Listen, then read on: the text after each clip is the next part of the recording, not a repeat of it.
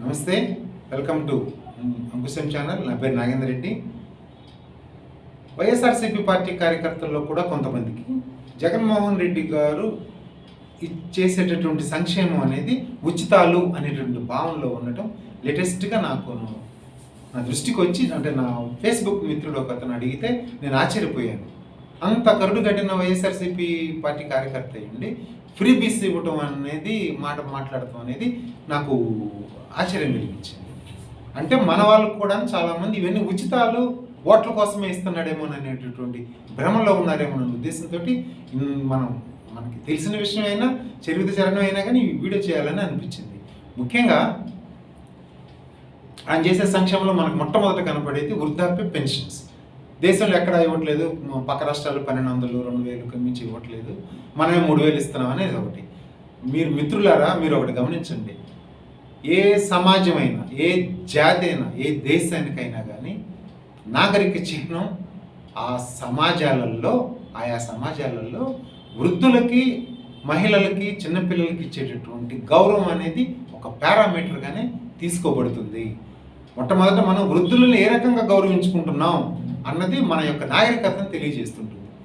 మీరు చూడండి, ఎక్కడైనా ఏదైనా ప్రమాదం జరిగినా ఏం చేసినా కానీ మొట్టమొదట చిన్నపిల్లల్ని, తర్వాత ముసలి వాళ్ళని, తర్వాత ఆడవాళ్ళని వీళ్ళని కాపాడుతారు, తర్వాతనే మగవాళ్ళ జోలి. అట్లా ఉంటుంది, అది ఒక క్రమ పద్ధతి ఉంటుంది. అదే రకంగా కాలం అంతా జీవించి ఏదో వాళ్ళ జీవనం పోరాటం అయిపోయిన తర్వాత ముదుసలి, అది ఎవరికైనా తప్పదు. అది వచ్చిన తర్వాత ఈ రోజున వాళ్ళ యొక్క వ్యయం, కుటుంబం, అంటే వీళ్ళందరూ కూడా బిలో ప్రాపర్టీ లైన్లో ఉన్న వాళ్ళు. అది ఒకటి మీరు గుర్తుపెట్టుకోవాలి. బిలో ప్రాపర్టీ లైన్ బీపీఎల్ అనేది సరే వైలేట్ చేశారు, అవన్నీ కూడాను నిజాలు అబద్ధాలు పక్కన పెట్టండి. అందులో బెనిఫిషియరీస్ వస్తే ఎక్కువ మంది బీపీఎల్లో ఉంటారు ఖచ్చితంగా. బీపీఎల్ కింద ఉన్న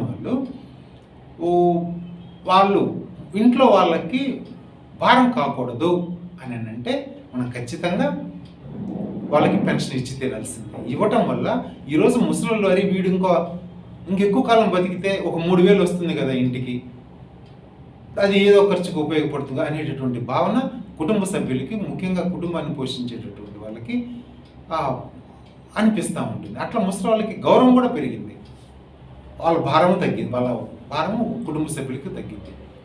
అదొకటి. కాబట్టి దాన్ని మనం ఆహ్వానించవలసిందే. రెండవది అమ్మఒడికి ఇచ్చేటటువంటి ఇప్పటివరకు ఇస్తున్నటువంటి 15,000 అంటే 13,000 2,000 పోతున్నాయి కదా. ఈ 13,000 అనేటివి ఇది ఎందుకు ఇవ్వాలి, వాళ్ళ పిల్లలు చదివించుకునే అనే మాట కనుక వస్తే అది చాలా అమానవీయమైనటువంటి విషయం. సమాజం పట్ల సరైన అవగాహన లేదనేటట్టుని మనం భావించాల్సి ఉంటుంది. ఎందుకంటే సమాజంలో అందరూ చదువుకున్న వాళ్ళ దగ్గర నుంచి ఖచ్చితంగా క్రైమ్ రేట్ అనేది ఖచ్చితంగా తక్కువ ఉంటుంది. మీకు డ్రాప్ అవుట్స్ తక్కువ ఉంటాయి. వీళ్ళందరూ కూడాను బాగా ఇంజనీర్లు, డాక్టర్లు, ఐఏఎస్లు అయ్యి వాళ్ళు ఉద్ధరిస్తారా లేదా అనేది తర్వాత సంగతి. అట్లాంటి ప్రయోజనాలు పొందే వాళ్ళలో ఒక్కరు కూడా మిస్ కాకుండా ఉంటారనేది మాత్రం, కనీసం కొంతమంది అన్నా మిస్ కాకుండా దీన్ని వాడుకొని ఆ రేంజ్కి వెళ్ళగలిగే వాళ్ళు ఉంటారు. ఏది స్కూలు మానేసేటటువంటి పరిస్థితుల్లో ఉన్నవాళ్ళు, అలాంటి వాళ్ళకి ఉపయోగపడుతుంది. ఒకటి డ్రాప్ అవుట్స్ తగ్గడం వల్ల, స్కూల్కి వెళ్ళి కాలేజ్ దాకా వెళ్ళి చదువుకోవడం వల్ల క్రిమినల్ మెంటాలిటీ అనేది కొద్దిగా గొప్ప తగ్గుతుంది. మీకు చూడండి, కరెక్ట్గా టీనేజ్లో ఇంటి దగ్గర ఉంటే కనుక చెడు సావాసాల జోలికి వెళ్ళి దుర్వ్యసనాలకి లోనయ్యి యాంటీ సోషల్ ఎలిమెంట్గా తయారయ్యేటటువంటి అవకాశం ఉంటుంది. అది తప్పించబడుతుంది. ఏది, ఈ తల్లికి డబ్బులు వస్తామంటే వీడు 14 ఏళ్ళు వచ్చినాయి, పనికి తీసుకెళ్తే కనుక 200, 300, 500 వస్తుంది అనేటటువంటి భావన తల్లిదండ్రులకు ఉండేటానికి అవకాశం లేకుండా ఈ డబ్బులు అనేటువంటివి వాళ్ళకి ఉపయోగపడతాయి. డబ్బులు వస్తున్నాయి, ఫ్రీ భోజనం, యూనిఫాము, స్కూల్ ఫ్రీ బుక్స్, తర్వాత దాంతోపాటుగా ఫ్రీ భోజనం, మధ్యాహ్న భోజనం అనే పథకాన్ని అమలుపరచాలనేది కమ్యూనిస్ట్ పార్టీలో నినాదం. మొట్టమొదటిసారి బెంగాల్లో ఇంప్లిమెంట్ చేశారు. అదొక పెద్ద నినాదం ఉండేది. దాన్ని ఊరికే నామక వాస్తే ఇంప్లిమెంట్ చేసేటి చాలా స్టేట్స్, మన తమిళనాడు కానీ మన రాష్ట్రం కానీ గతంలో. ఈరోజు చక్కగా న్యూట్రిషన్ వాల్యూస్ కూడా, ఒక కోడిగుడ్డు సైజు మీద 4 గంటలు దాని మీద చర్చ పెట్టినటువంటి ముఖ్యమంత్రి మనం జగన్మోహన్ రెడ్డి గారు. అట్లా న్యూట్రిషన్ వాల్యూస్ డైలీ తీసుకున్నటువంటి ఫుడ్లో ఉండేలాగా ఆయన ఇచ్చాడు. ఇవన్నీ కూడాను కొంతమంది ఇంటి దగ్గర ఉండే వాళ్ళు ఉంటారు, బేర్ చేయగలిగిన వాళ్ళు ఉంటారు, బేర్ చేయలేని వాళ్ళు ఉంటారు. అది పెద్ద విషయం కాదు. మన పిల్లలు వాళ్ళు న్యూట్రిషన్ వెళ్తారు చక్కగా పెరిగితేనే తిండి కండగలవాడే మనిషి అంటారు కదా, చక్కటి శరీర సౌష్ఠంతో పెరుగుతారు పిల్లకాయలు. అట్లాగే ఆడుదాం అందరూ సరే, అది వేరే సబ్జెక్టు. ఈ రకంగా దీంతో పాటుగా మీకు వేస్ట్గా కనపడేది ఏదైనా ఉంటే కనుక 48 సంవత్సరాలు దాటినటువంటి మహిళలకు ఇచ్చేటటువంటి చేయూత 18,000, 18,500 ఎంతో ఇస్తారు. ఈ 5 ఏళ్ళకు కాను 90,000, 70,000 ఎంతో ఇస్తున్నారు. ఇది కూడా బిలో ప్రావర్టీ లైన్ కింద వాళ్ళకి ఇచ్చేది. వీటి వల్ల ఏమవుతుందంటే వాళ్ళు ఏదైనా చిన్న షాప్ పెట్టుకోవాలన్నా లేదా ఒక గేదె కొనుక్కోవాలనుకున్నా మీకు లోన్లు ఇవన్నీ కూడాను బ్యాంకు వాళ్ళు ఇచ్చేదానికి వీళ్ళు ఇప్పుడు ఇనిషియల్గా ఒక పేమెంట్ చేసుకోగలుగుతారు. బ్యాంకులకి వచ్చేటటువంటి ఈఎంఐలు ఏమైనా ఉంటే వీళ్ళు కట్టుకోగలుగుతారు. దానివల్ల వాళ్ళు గేదె పెట్టుకున్నా షాప్ పెట్టుకుని ఏం పెట్టుకున్నా కానీ దాని యొక్క ఆదాయాన్ని వాళ్ళు ఎంజాయ్ చేస్తుంటారు. వాళ్ళకి శక్తి ఉన్నా కానీ ఇవి తీసుకున్నా కానీ ఇవన్నీ కూడా మళ్ళీ ఆర్థిక వ్యవస్థను పరిపుష్టి చేయడానికి ఉపయోగపడుతూ ఉంది. ఇలాంటి వాటి వల్ల మీకు ఈరోజు బ్యాంక్స్లలో దేశంలో ఎక్కడా లేని విధంగా మన స్టేట్లోనే బ్యాంకులలో డిపాజిట్లు పెరిగినాయి. కొనుగోలు శక్తి ఇదే తలసరి ఆదాయం పెరిగింది.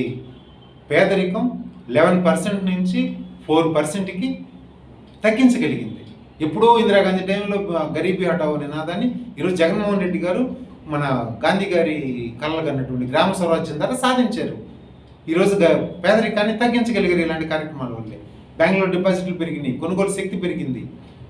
మనకి ఇప్పుడు ఘోరమైన పల్లెటూర్లకి మనం వెళ్ళి అక్కడ పల్లెటూర్లకి వెళ్ళినా కానీ నీరుగాయ బట్టలు కానీ లేదా చిరిగిపోయిన బట్టలతోటి కానీ ప్రజలు ఎవరు కనపట్టలేదు.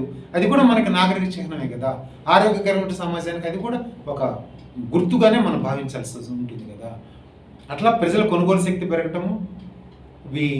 పెరగటం వల్ల మీకు రాజకీయ పార్టీలకు సంబంధించినటువంటి గొడవలలో ఇన్వాల్వ్ అయ్యేటువంటి ఇది కూడా అంటే లైఫ్లో క్వాలిటీ పెరగటంతో గొడవలకి పోకుండా చక్కగా హ్యాపీగా ఎవరి లైఫ్ని వాళ్ళు లీడ్ చేసేటువంటి అవకాశం ఉంటుంది. కాబట్టి ఇట్లాంటివి ప్రతి దానికి కూడాను జగన్మోహన్ రెడ్డి గారు ఏమి ఇచ్చినా కానీ ఒక లెక్క ఉంటుంది.